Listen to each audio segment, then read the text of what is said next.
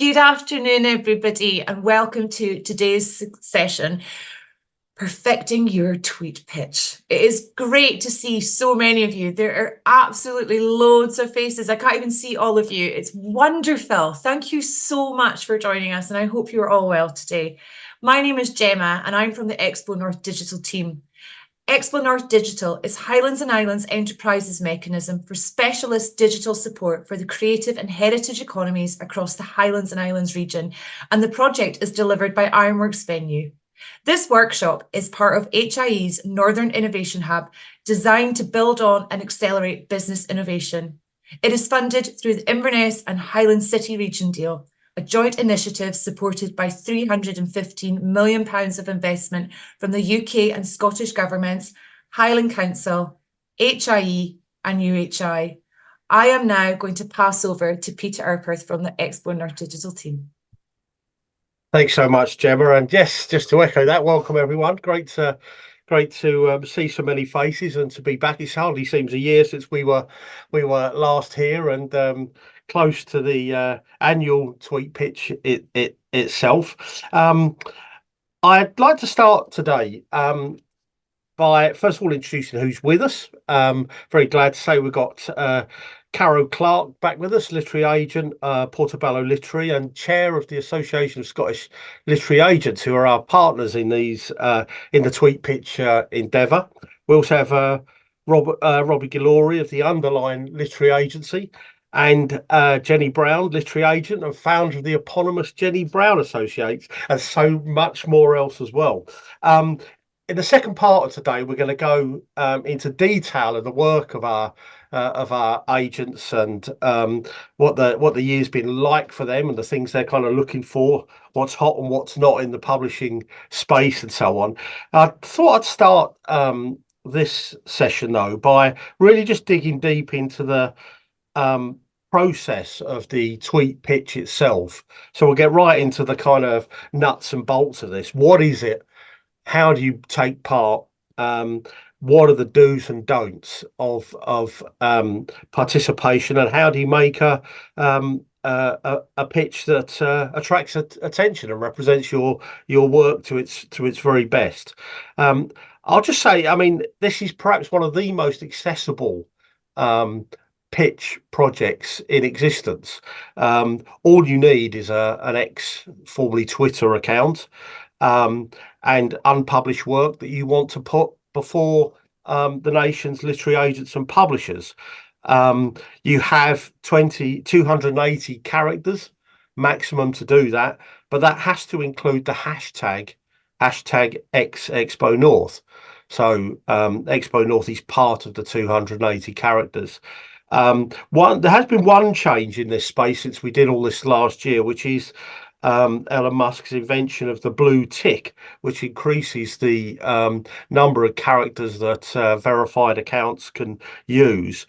But what we ask is that you actually verify blue tick or not, you stick to the 280, because we believe in a kind of equality of participation and of access in that way. It's a very good endeavour to try and create a pitch in that kind of limited space anyway, and I think it's the best approach to say, well, let's go with the 280, and that has to include the hashtag. And then on the day, the end of this month, 26th of January, 2 weeks time today, we will be in full flow. It starts at 9 o'clock in the morning, ends at 9 o'clock at night. And using the hashtag, you simply tweet your pitch for your work. No other markers or identifiers are required. You don't need to add any hashtags about the genre or all the rest of it. What we're looking for is work for adults and children, fiction and non-fiction. It's very broad, and I personally would encourage an inclusiveness of that. If you want to pitch, do so. And the many agents and publishers who look at these things, who follow across the whole day, can decide themselves whether they want to follow up work. How they follow up is that they use your Twitter account to contact you. And even if just for a short period of time, around that, it would be worth having your DMs, your direct messages open and so on, and to have some degree of direct accessibility, because that is the route by which any interested publisher or agent would make contact with you. So it's very straightforward. It's one of its great strengths, I think, is that it is a very simple machine process that involves a great deal of thought about what goes into those 280 characters or less, because you've got to include the hashtag, and how you outline your work to its best advantage in that space. And to that end, I'd like to kind of come over to Jenny Brown first, and just to ask you, Jenny, what do you think makes a good tweet pitch? We've been doing this together now for next year's our 10th. So we've got quite a lot of experience in seeing highs and lows in terms of quality, in terms of what works. That's probably evolved itself, but this year, looking 2 weeks away, what do you think are the kind of the real do's and the real don'ts of pitching your work on this platform? I think one of the major things, Pete, is practice your pitch well before the 26th of January. Make sure you have got in your mind how you want to put over your work. Get down to its essence. You cannot give the whole plot of a novel in 280 characters, minus the XpoNorth hashtag. So what you've got to do is the real essence of it. Maybe you can give a character's name if it's a novel. Let us begin to think about that character and what is the central crux of the plot. You're not giving away any spoilers, but what is the challenge that's facing this character? And give us an idea if it's a sort of literary novel, or you're thinking if it's a kind of book group fiction or whatever else, or if it's crime fiction. What I would say is that the tweet pitch doesn't suit every writer. So some people might just feel this is not for me, and that's fine. There are other ways of approaching agents and publishers than by doing a 280 character pitch.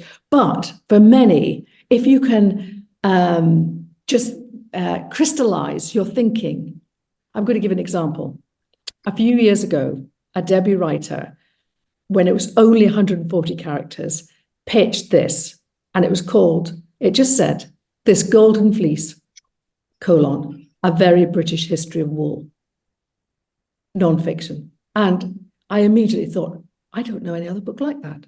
And I got in touch with the author, who's Esther Rutter. That book became a super lead title for Granta the following year. And Esther's got her second book coming out. So it was just as simple as that. If you've got a non-fiction idea, it just can be a very straightforward one. But what you're pitching is something that we as agents, we as publishers haven't heard before. We think, yes, there'll be a readership for that. I still remember that book, Jenny. It was just, the pitch was so good, and it's just stuck so with good. me. Yeah.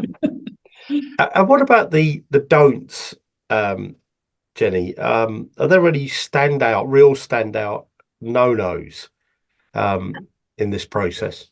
Well, I guess it's trying to tell the whole story and trying to condense it so much that it becomes unintelligible. But this is another do rather than a don't. And quite a few writers have asked us this over the years. Can they pitch the same project more than once? And actually, yes, you can. Don't pitch it every 5 minutes, but perhaps you're going to prepare a series of pitches through the day that you might tweet every second hour, or just a morning and afternoon, which gives a slightly different take on the same project. And you then can see what kind of reaction you get to each one. And that can actually be quite an effective thing to do. And Robbie, what's your take on this? What are the do's and don'ts for you? Yeah. Jenny's covered quite a lot of them, but I think for me, in previous years, seen people who will want to be pitching, 3 or 4 projects that they are either working on or have worked on or may work on in the future. And what I would suggest is just to pick your strongest ones. If you want to do 2, that's fine. Do as many as you want to, but really make sure that they are strong, that you've worked on that pitch. And I think it's also really useful if you are ready to show at least some of that book, be it a sample chapter if it's a non-fiction book, or a few chapters if you're writing fiction. I quite like to see, so my sort of focus this year is genre fiction, and I'm really looking forward to seeing some good comps, actually, because I think that can be quite a nice way of giving an idea for the novel in quite a few words. So you could do sort of X book title meets X film, maybe, and that can sort of just help me narrow down exactly what it is I'm looking for. I would also say that if you're writing speculative, you do not have enough characters available to put in your weird and wonderful names and places in your tweet. They're not going to mean anything to the people reading them. So what I would say is strip them out, and rather than say, a Xenon from the planet Tarth, just say, a father is looking for, say what the quest is, and avoid the sort of the extra detail, I think. Great, thanks. And just to say, as we go through, if anyone has any questions for us about this process, or anything that arises for you in, preparing for the TweetPitch yourself, drop those into the comments box, and we'll pick those up across the across this session. We'll get to as many as we can, but also watch our social media and other spaces next week, because those we don't get to, we will try and answer either directly with you, or we'll put things on X, or on a media space. So Caro, can I just come to you then, just to ask something a little bit more specifically here? What about non-fiction? If you're pitching non-fiction, what's the what are the difference there in terms of how people approach non-fiction and fiction pitching? Yeah, so for non-fiction, in a way, who you are and how much you are a specialist of your topic is as important as the topic of the book. So usually if you are working, as some kind of doctor, and you're writing a book about your experience as a doctor, having it there is very important. And also knowing what type of nonfiction, there is a very wide array of nonfiction. Some are a bit more memoir or memoir plus, so it's memoir and nature, memoir and social issues. There's loads of other things. So knowing exactly in which you fit in is quite useful. And I think in general, knowing where your book fits in the market generally will help you with comps, as Robbie said, or will help you to see how similar books in the market are pitched. So one of the ways to do that, if you go on any book retailer, go to similar books, and then the sentence you see in bold, which is a shout line, a tagline. It's a bit of a summary. Sometimes it has a quote, sometimes it has a comparison, sometimes it just has the setting, etc. This is essentially a tweet pitch. This is the sort of one line pitch that will describe your book. And I'll echo what Robbie and Jenny have said, working on your pitch and working on different angles for it. So sometimes if you have a book that is half memoir, half something else, you could do one pitch that is memoir focused, one pitch that is slightly, based on the other, either nature or whatever it is, and see which one gets a reaction. TweetPitch or XPitch now is a very low stakes way to see how attractive your pitch is to agents. So sometimes having two versions of one, which is especially great because there is not one perfect pitch. So usually, you know, if you have a book, you can easily write 10 different ways to pitch it. Is a good way when you have sort of one has more reaction than the other, then it will help you down the line know what people have responded to. So a lot of the time, no likes or answers is an indication that maybe you haven't quite translated the heart of your book into something that other people quite like, can get an idea what it's like in general. I'll just follow that up a little bit. So over the years, when we were first doing this, we used to have a whole string of identifier hashtags. So people would say whether their work was YA, whether it was adult non-fiction, what, you know, all sorts of categories there, which obviously took up some of the pitching space as well. Just in terms of fiction and non-fiction, would you expect anyone pitching to include some descriptor of where they feel their book fits in the you know, on the shelves? What section? Obviously they might say it's fiction, but do you want more? Do you want them to say this is particular type of fiction? You know, do you want them to identify that? If it, I suppose it might not be always necessarily clear from the pitch itself. Yeah, it can be helpful because, for example, if you have a pitch of this is the history of a marriage breaking up, well, if it's uplit, it's actually going to have a very hopeful ending. If it's literary fiction, maybe it's a bit more on the awkwardness and it might be a bit darker. You know, like we kind of want to know what tone is. So if it's not obvious from the, I guess, the description of the book, then do add the genre. If it is very obvious, you know, it's like Inspector this or that is investigating a murder, I mean, odds are it's probably a crime book. But, you know, like, unless it's obvious from the pitch, do add it, because a lot of the time you can't really guess, you know, especially if there's a lot of humor, you know, that is a distinctive aspect of it. Just coming back to you, Jenny, what about all of this in terms of children's books? What kind of depth of description? I mean, obviously things like picture books are quite difficult to pitch in this process, not impossible. But in terms of the descriptors and the general pitching of work for children, what should people bear in mind in that process? I think especially for children's, it's really important to put in that it's a picture book text or middle grade reader or just YA, and have those in.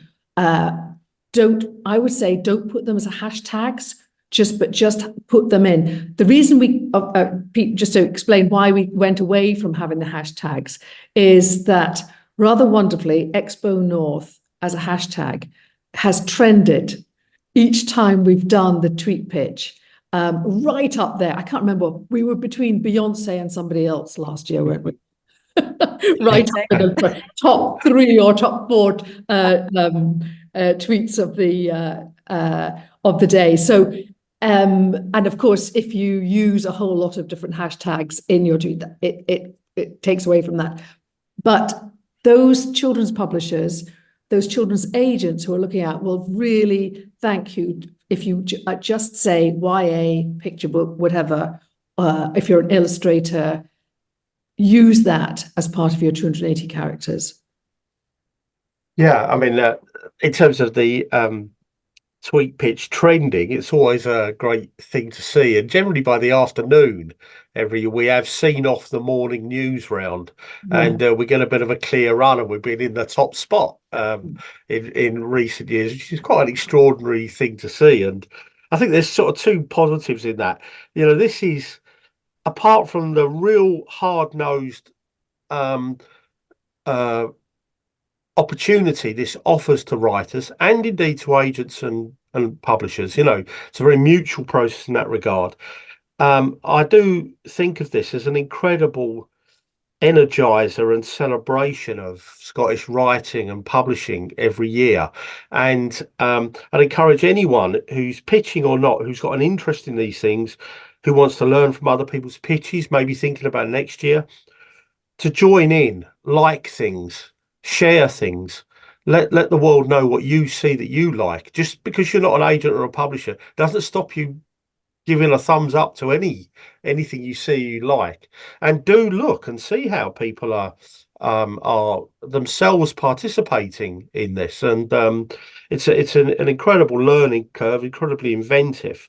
It is, I think, a hugely positive takeover of a increasingly in some ways contested space, and it is absolutely joyous when it hits the #1 spot and you see the things it's left in its wake. But And I that's think just so important, the response, the fact that anybody who is watching the tweets during the day, who is participating, and as you say, just feel free to just pile in and say, I love the sound of that. I'd buy that.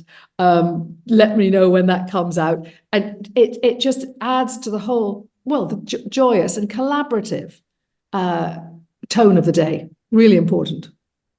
Yeah, I see there's a question coming to the chat thing about only agents liking pitches. No, anyone can like a pitch. If you like it, like it. It's great for an author to think that connects. And I think it's a real kind of fillip in that sort of way as well, that somebody out there has read what you do and has read your pitch and has expressed a liking for and interest in it.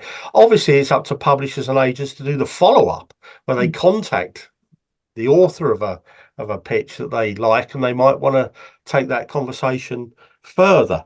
Perhaps at that point, it's a good moment to actually just talk about what happens after the day as well here. Come 9 o'clock at night, it's the eyes of the publishers and agents generally are away from this. It's over for another year. Though I would say some of us finish looking at everything over the weekend. So if at 9 p.m, do have a little check during the weekend as well. Yeah. I just sorry, that person's just followed up saying, how does the person know to contact an agent?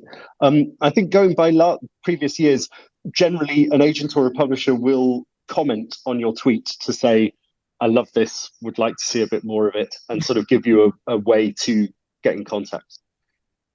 Yeah, or might contact you directly, that's why I think it's important to have, some means of onward communication, like your direct messages open and so on, so that contact can happen. What the agents and publishers are following, of course, is the hashtag. They don't see your or mine private Twitter feed. They see their own feed, but they can follow the hashtag, as anyone can. So that's the universal kind of spine of this process, is the hashtag, and why it's so important. So other than the contact, what kind of happens afterwards? What is the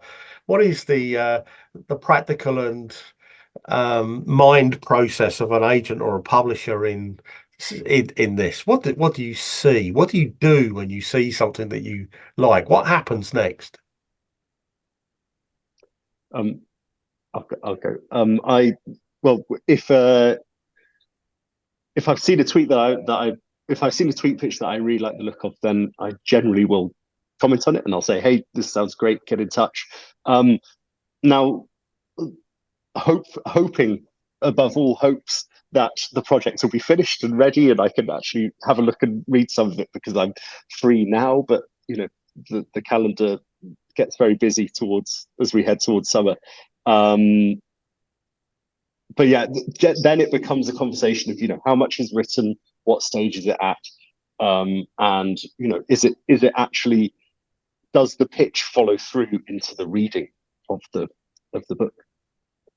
Yeah, I think that's a kind of a number of important points there, isn't there? To what extent, any of the Carol and Jenny as well, to what extent do you require work to be finished? When is it appropriate to pitch work that is an idea?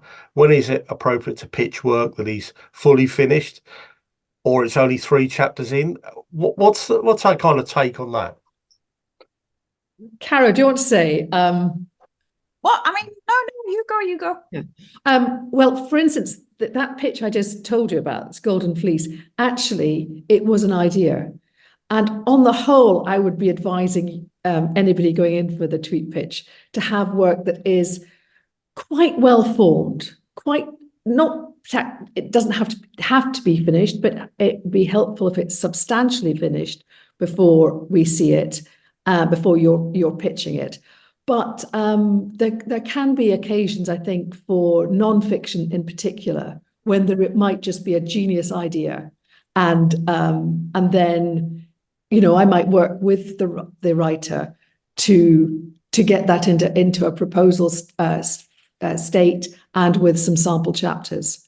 Another writer I took on as a result of the TweetPitch some years ago, I really loved her pitch about Shetland ponies, and in fact, it was taking her quite a long time to write the book, but she did. And then it came out in 2022 and paperback last year, Ponies at the Edge of the World. And that was an idea she had, and it just needed more time to develop, but we just kept in touch until it was finished. And is that true in children's books? I mean, should they always be finished, or is it also to some extent flexible depending on the nature of the project? I would say for a novel, you know, for a middle grade novel or YA novel, it might be, you know, sort of half, 2/3 done, rather than complete. But I think I think any children's agent would want to see a substantial part of it before making any decision. Yeah. And just to follow up one of the questions, is it important to describe in the pitch itself the level of completeness of a work as part of the pitch?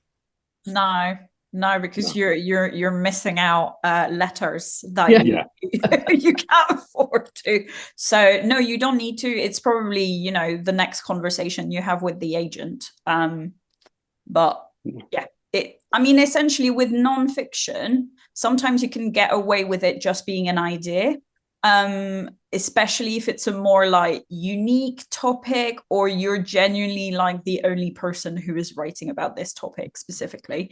But for fiction, I think it's hard to pitch something you haven't written at all. So it may not be polished, and that's fine.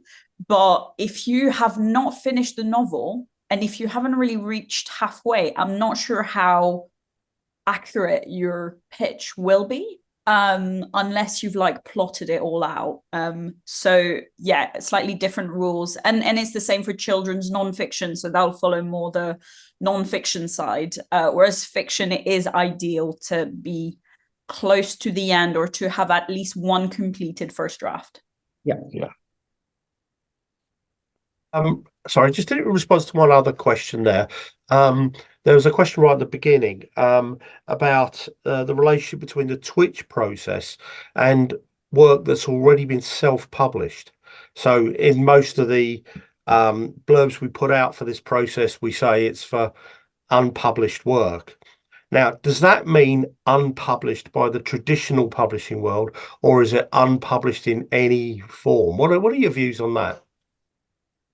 I think, sorry about that. I think that for me, I am looking to sell original material. So I think if it's been self-published in that it's been sort of not put on Amazon, but maybe put on a blog in sort of, you know, chapter form or something, I think that would be fine. But I think anything that's already out there, available to sell in the public domain, it's just going to be hard for me to sell that on to a publisher.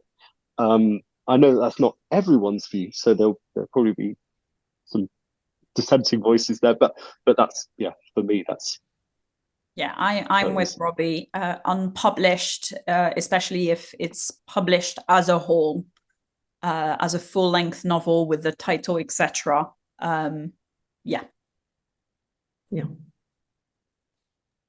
Can I just add that if anyone watching this wants to follow up that subject about the relationship, the kind of hinterland between self-publishing and the so-called traditional publishing world, we did a session a couple of years ago, but it's still entirely valid, with the literary agent John Jarrold, who represents a lot of self-published work in terms of how he works with the extended rights of that. So it could be other languages, it could be other territories, it could be other ways of representing that author. But it's quite a complex mix, and it also involves things like the platform that such an author might have built, and what that relation might be going forward in terms of their other work and so on. So I would recommend having a look at that as well. There's absolutely masses of really, really strong advice in that video, and you'll find it on XpoNorth's YouTube channel. It's just you're pitching work to agents who are essentially looking for work that will go into the UK English language market as a first publication, and that if you've got a presence, as Robbie says, in terms of self-publishing on Amazon and so on, that becomes a very hard case to make. It's not an absolute no, but the numbers of agents who specialize in that kind of work, or who look for it, who develop new work out of those sort of circumstances, is limited, and it's a very specialist market. So perhaps the thing is to temper expectation around what could happen with that, but don't be put off. There are other ways of approaching agents and so on, and there are increasing numbers of agents who do work across all of these kinds of forms of publishing, and there's many hybrid forms of the idea of representation, and I think it's important to be knowledgeable about that and to look at the best options for your work. I think as a self-publisher, you'd have to ask yourself, well, why would I need that, and why haven't I achieved, what am I looking for in this process? If I've self-published it, why aren't I achieving the kinds of things that my work I feel should be achieving? It might not be an agent you need, maybe it's more guidance in terms of marketing and so on, and in terms of supporting your own work in other sorts of ways. So that said, we've got a lot of ground to cover. We're about halfway through in terms of the time we have. We'll try and keep up to date with the questions as well. But I'd like now to just sort of switch this around a little bit and come to each of the agents in turn and say, well, okay, people are writing their immense weight of creativity and energy out there. What's the scene they're now pitching into? What's going on in the marketplace? What's happening with our agents and our publishers and so on? And really just to have a look at what's worked for you in the last year, how your agencies are working and so on, and what will you be looking for, I suppose, in this process as well. Maybe I'll start with you, Jenny. Yeah, thanks, Pete. I've represented a lot of narrative nonfiction, and it's an area I'm really keen on. Last year, a debut writer called Rebecca Smith brought out her book, Rural, The Lives of the Working Class Countryside, looking a very different look at what's happening to the accommodation in the countryside. It's a mixture of memoir, social history, a bit of politics, a bit of nature writing. That came out with William Collins and has been really well received. I love that kind of book. Other nonfiction writers I represent are Sean Bithell, who has got his Diary of a Bookseller. He's the bookseller in Wigtown, with his very funny takes on what it's like to be a bookseller. That kind of memoir is always interesting to me. It's the sort of memoir that allows you into a way of life that you might, just be really interested in, but don't have a way of knowing what it's like. And I'd love to see more memoirs like that. In terms of other narrative nonfiction, I represent Kathleen Jamie. She's got a new wonderful book of essays, which are part memoir, part writing about responding to the environment, coming out this year. So that's quite a broad range of nonfiction, usually literary nonfiction, that I really look out for. I wanted to say something about digital first publishing, but shall I just pause on that and we can maybe come back to that, because I think it's a really interesting area to discuss today. Sure, yeah. If I'll go to Caro first, just on the general thing. We'll come back to the digital digital first publishing developments when we spoke to Caro and Robbie as well. Caro. Yeah, so this was 2023 was my second year as an agent, my first full year. So finally, I've had some of my books published, which was nice. So the first one was The Language of Trees, which is nature writing and a bit of an anthology. And then Some of Us Just Fall by Polly Atkin, which is, again, a memoir of nature and about disability as well. And in Nature, all my books published this in 2023 were nature writing. There's a theme, and this is, again, an anthology of nature writing from disabled writers and writers who are chronically ill. I love nature writing. I co-founded the Nan Shepherd Prize, so most of my list is narrative nonfiction with a hint of nature, but I also do novels, this book will be out in the US at the end of January, and in the UK in July. So this is a queer literary coming of age novel, which I'm very excited about. And I've also done my first cookbook deal, and a lot of other things. And in terms of what I'm looking for, so I thought I was doing half fiction, half nonfiction, but because of, and we'll get on with literary fiction market in the UK later on, but because of how much slower it can be, the process of both editing, pitching, submitting, and selling a novel can be, I am taking on more nonfiction. And so I'm always looking for an original topic, something about, in a way, making the world a better place. So can be politics, can be nature, environmental, whatever it is, or a feminist queer lens, and anything about disability. And I also love anything about culture. So if it's, about cinema or literature or anything like this, I'm very interested. And I take on quite a few sort of journalists who maybe in their day job write about specific topics and would want to move on to more long form type of writing. So I'm always sort of interested in that, to have conversations in general. And if you're planning to write a proposal of nonfiction, I have a free template on my website. So you can just download that to create a nonfiction proposal. But yeah, you go, Robbie. What are you doing? What am I doing? So Underline Agency is about the same age as Portobello, which is nice.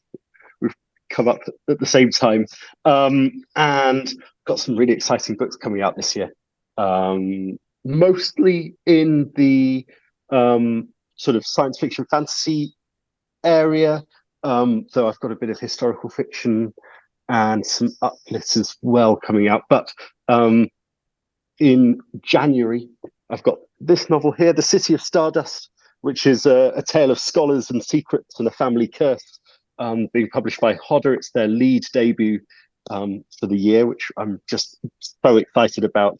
That's just the proof. There's a very shiny Waterstone special edition that you can get. I've also got paperback of this beautiful novel, The Grief Nurse, which is going to be coming out with a publisher that hasn't been announced yet, so I can't say anything more about it. But the hardback came out with Sandstone Press, and got this lovely novel coming out in February, Twice Lived by Joma West. This is a book that's sort of a coming of age story crossed with Orphan X, if anybody watched the series. It's about a woman who lives in two different cities at the same time, but has two different personalities in her head, and they're sort of vying for control. Also, the paperback of Mother C, which was shortlisted for a Saltire Award, and this is sort of a ecological near future story about family and community on an island that is disappearing beneath the waves. So this year's Twitter pitch, I'm going to be looking predominantly for science fiction and fantasy. I think three books that I've really enjoyed lately and have sort of got me going. Venomous Lumpsucker, which won, I think, the Arthur C. Clarke Award, and is sort of it's a take on climate credits, but exchanging them for extinction credits. It's very funny and just brilliant. I also loved Frontier by Grace Curtis, which is a Western set in a sort of a post-climate change world, and Seaweed Rising, the latest novel by Rob Magnuson Smith, is so weird and wonderful. It's about seaweed, sentient seaweed, taking over somebody's life, and I just loved it. So that's the sort of vibe I'm going for. Yeah, speculative, but maybe a little bit literary in there as well. Okay, thanks. It's so interesting, so lovely to see covers on their way as well. It always feels like one's getting secret information there. It's lovely, Yes. always to see that. Jenny, we have mentioned developments in terms of digital first publishing. This is obviously a kind of something that's has developed during the lifespan of the TweetPitch, and things do change. What's the situation there, and what are the kind of implications for this kind of process for writers now in terms of that particular development? I think it's a very exciting development now with digital first publishers, and there's a lot of energy in this part of the business, energy that sometimes seems lacking in traditional publishing as things get difficult with pricing, etc. Digital first publishers, and I'm talking about publishers like Bookouture and Storm and Joffrey and Canelo, Boldwood. And typically what happens with a digital first publisher is that as an author, you can approach them directly and look at their websites, and they tell you how they like to be approached.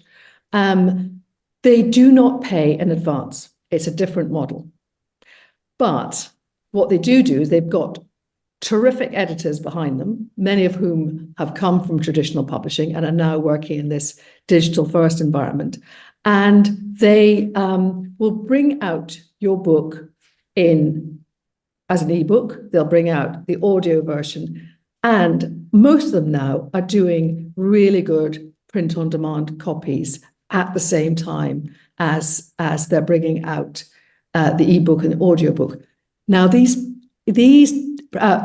print-on-demand copies, on the whole, aren't in bookshops. So you have to be aware of that. But you can still have a launch.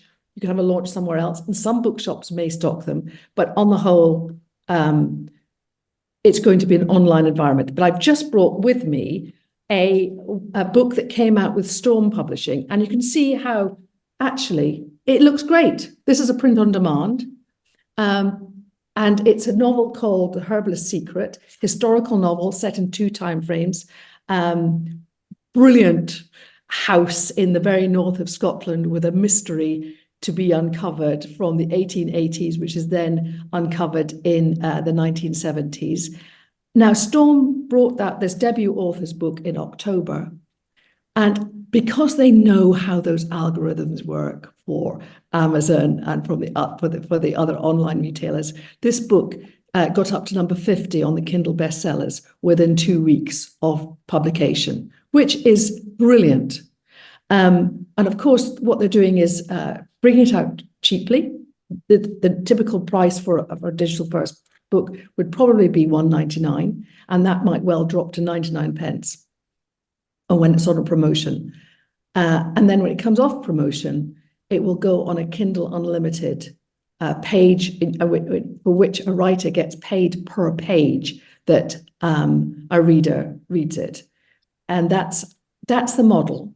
And you are earning much bigger royalties for your ebook sales than you would be from a traditional publisher. You know, a traditional publisher you'll get 25% net receipts for any ebook. And under the model for Bookouture or for Storm, it might be 40%, might be 45%, might be 50%. And you're earning that, you're not just earning it every 6 months, as traditional publishers would account to you. Sometimes it's monthly, if it's through Amazon, and then otherwise it's quarterly. So it's a different model. And who does it suit? It suits the kind of writers who are writing books that heavy book buyers love. And I mean by that, it's crime. Psychological thriller is still doing really well in digital. It's suiting romance, more escapist fiction. And I don't know if Robbie will back me up on this, but it seems to me that science fiction and fantasy is also doing extremely well with these. So I would urge you as new writers to be looking at those digital first. If you're writing literary fiction, I don't think that's for you. But if you're writing, and if you, on the whole, nonfiction, again, I think it suits genre fiction more than any other sort of writer. I've got two. Sorry, I've got two authors who are one author published by Boldwood, Kate Galley, or soon to be published by Boldwood, and another published by HarperCollins, Helen Yendall, writing uplit and historical fiction, World War II historical fiction, respectively. And it's a brilliant model for them. It's just great. They love seeing a paycheck every month. It's very nice to see it come in. And, they can immediately get feedback from their readers, from their, from their publishers as to where their series should be going next. I think that, just to add to what Jenny was saying, I think that a lot of these publishers do like it if you're able to write, 1.5 books a year plus. If you're willing to publish 1 or 2 books a year, then you're going to have a great time with a digital publisher. Whereas with a traditional publisher, you're going to be writing more than you can possibly publish in a lifetime. Can I just ask, well, Jenny, does this shift, if that's what it is, actually also represent a kind of growth in the output of publishers? Can they do more this way? Will their lists be bigger under this model than under the so-called traditional model, a kind of paper first or hardback first, paperback sort of first model? Do we expect them to actually put out more? Actually, I don't know the figures, but it does seem to me that they are very actively acquiring and actively taking on a lot of new writers, but in the genres that they know that they can be successful in. Yeah, that's so interesting. And also just to say, watch this space, XpoNorth, because in the not too distant future, we're going to be having a session here actually about the implications of all of this for writers in terms of understanding contracts, understanding the shift in all of this in terms of these relationships. So watch this space, sign up for the Expo newsletter, follow our social media and so on, and you'll receive details of that. Because I think it's also, it's a very changing environment. The positives are achieved when you know what you're doing. And all of the figures about author earnings show that authors who actually are contract savvy, who know the world, the legal world in which they're operating, what they're selling, what they own, who owns what, who does what, all of those things, that knowledge itself adds noticeable percentages to your income as an author. But of course it's a changing landscape, and it's important to keep, we want to be a source of reliable information about that. So watch this space on that one. Can I also just ask, so generally digital first and all publishing, where are we in terms of other voices, in terms of the non, I'm generalizing, you understand, in terms of the non-mainstream voices, in terms of subjects, in terms of characters, in terms of non-fiction subjects? Where are we in terms of that? There was a significant move a few years ago for publishing to be much more inclusive and diverse, and perhaps much more reflective of the readership in terms of its output. Where are we with that now? What's the kind of update in that world? Has that stagnated? Does it carry on? Caro, you're probably best placed to answer this. I think when it became a very popular topic, a lot was done. A few years down the line, not a lot has stuck. So there has been, amongst many very good initiatives, quite a lot of lip service. There is, however, an appetite, mostly led by a lot of I'd say a lot more inclusive TV shows and films and video games, and the success that these have made publishers realize that there is a commercial case to be made to have more representative fiction. And so in that respect, some improvements have been done, but it is very far from being done. I think if you read the bookseller, there are a lot of, especially on the disability side, a lot of the stats on, white writers versus writers of color, and who gets published and who gets all the big marketing, etc. These numbers haven't shifted a huge amount. So it is still very much a work in progress, but I think there are many individual editors, in every company, who will do that. I would say that a lot of the bigger publishers, so Penguin Random House, HarperCollins, Simon & Schuster, Pan Macmillan, etc., and Hachette, a lot of the bigger publishers are being a bit safe in the books that they acquire. And I think new voices, underrepresented voices, are seen as a risk. And so you may see a bit more progress being done by independent publishers, whether the bigger ones like Faber, Kangay, etc., and the smaller ones. So there are quite a lot of very small and very mighty independents in this country. Think about Fitzcarraldo Editions, who manages to publish and advance every single Nobel Prize,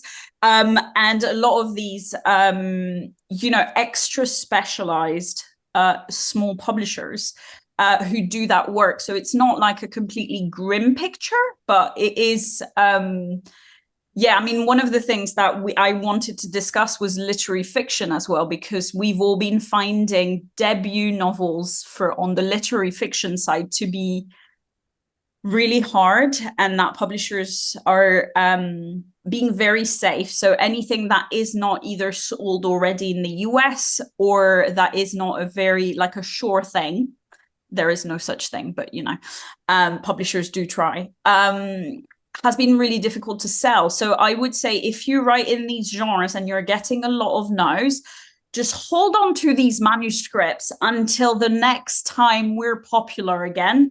It'll come. It's just a bit of a lull in the past sort of couple of years. We've all experienced it.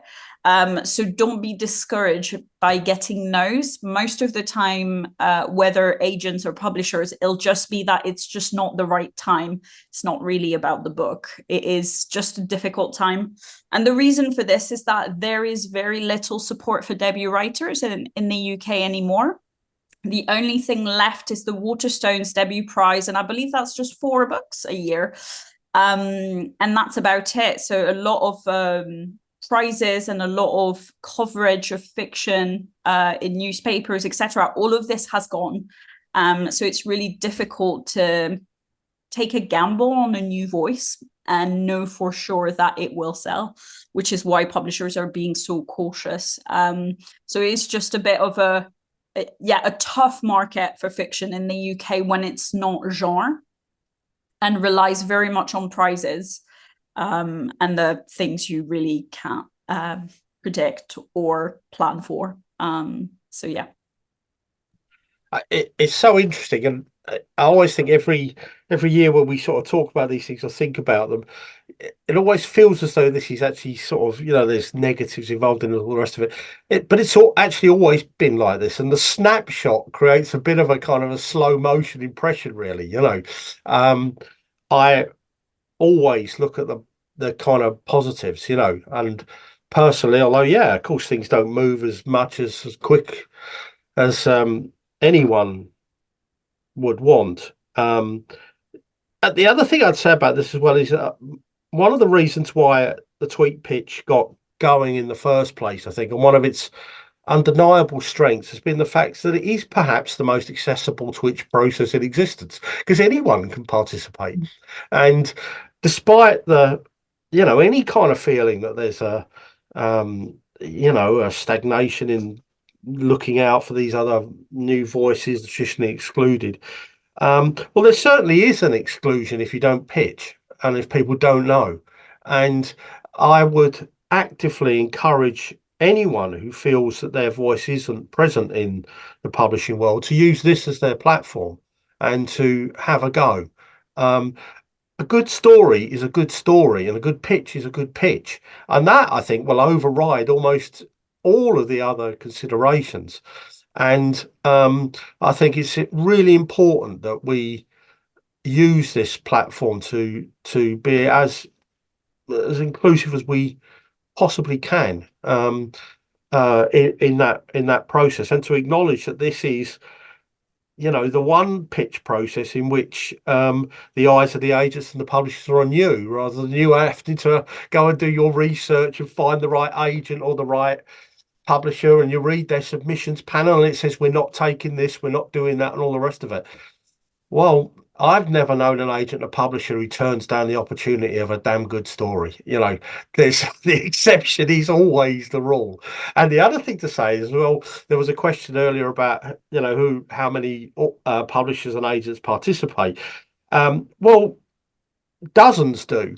And they're just the ones we know. We also know that many, many more participate from the shadows, which they're very welcome to do. There are agents and publishers who we don't know participate, but we do know in some cases where they have picked up on work, and we would actively encourage that. Of course we would. It's it's a great opportunity for agents and publishers as well as it is writers. But I really want to emphasize the openness and the inclusiveness of it. And if anybody between now and the date of this pitch feels that there's a barrier anywhere in this process for them, then feel free to get in touch with me directly, and we can talk about that, and we can look at what of how this process can be adapted to make it as doable for you as we possibly can. I know we're very short of time, and just to say that the questions we haven't got to, as I said, we'll do our best to follow all those up. So just some closing remarks. What would your message to the writers of the nation be at this point, with 2 weeks to go? You've got 14 days to perfect that pitch. How do you dive in? Well, just do it, start practicing. And this, as Pete says, this is the great thing is you don't have to know anybody in publishing in order to take part in this. You can be based on Shetland, you can be based in inner city Glasgow, you can be 18, you could be 80.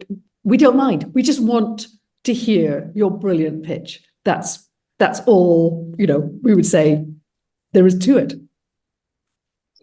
I would say test it out aloud when you're writing your pitches. Try them out in people not reading them, but hearing you say them, because I think that sometimes we can get too obsessed around those character limits, and we don't think about what we're actually, how our words sound when read back to us. And I guess I would say try to see, I think a lot of people get bogged down in maybe marketing speak and trying to make it attractive, and try to explain what your book is as if you would tell it to a friend. That sort of, this is the book I'm writing about. Ultimately something that rings honest and true will grab our attention a lot more than, that type of like movie trailer voice in a world where blah, blah, blah. So have yourself there. And, we as agents write pitches all the time, and synonyms are your friend. If the word is too long, just go on Google and look at all the synonyms of that word, and there will be a shorter one there for you. And also go on your retailer, look at all the books in the sort of genre writing, see how these are pitched. That's usually a great way. If you're absolutely stuck, to just have a little browse and see, you know, how do other people pitch books in that area, and usually it'll come to you. Great, thanks so much to Jenny, Caro and Robbie. Really interesting, fascinating stuff. Just to say, before I hand back to Gemma, that yeah, the big encouragement. This is a process worth doing because you might end up with a book contract or the representation of an agent. It's also a process worth doing because you learn so much by doing this about your own work and about what your own story is and what the you know what it is you're working on. You learn about your work by doing these things, and it's worth it just for that. So if it isn't successful this year, don't be discouraged. Learn by really, really knowing and understanding your own work, your story, and to be able to condense that into just a few lines as this process, I think, is such a valuable way of entering the publishing and editorial mindset. It will give you insights. It's amazing how many times you can speak to a writer and they can't tell you what their work in progress is. They can only tell you in pages and pages of it, you know, how good it is to have those few lines. So yeah, I really look forward to it. 26th of January, it gets going early and keeps going all day, and join in any way you feel you can. And my thanks again to Jenny Brown, Caro Clarke, Robbie Guillory, and just now to hand back to Gemma at XpoNorth. Thanks all. Thank you so much, Peter. And everybody, thank you so much for joining us today. That was absolutely fantastic. It was so interesting and so interactive this afternoon. It was amazing to see you all and everybody participating. And thank you so much to our speakers for giving up their time today as well to help everybody out and pass on such valuable advice and tips for the the tweet. Please do visit our website, www.exponorth.co.uk, where you can look at our event section. You can sign up to our newsletter and you'll be kept up to date with future events and news.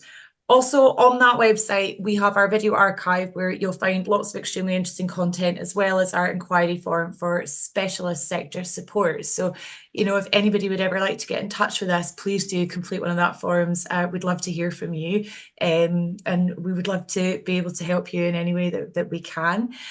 Today's session, it has been recorded, so this will be available to catch up. So please don't worry, we'll have this up and running on our website as soon as we can, so you can watch this all back. And in case you missed anything that was said, because there was so much information given out today in such a short space of time, like my mind's buzzing already, particularly for Friday afternoon as well. Make sure to connect with us on Facebook, X, also known as Twitter, Instagram and LinkedIn. And once again, everybody, thank you ever so much for joining us, and thank you to our fabulous speakers for today. Lovely to see you all. Stay safe.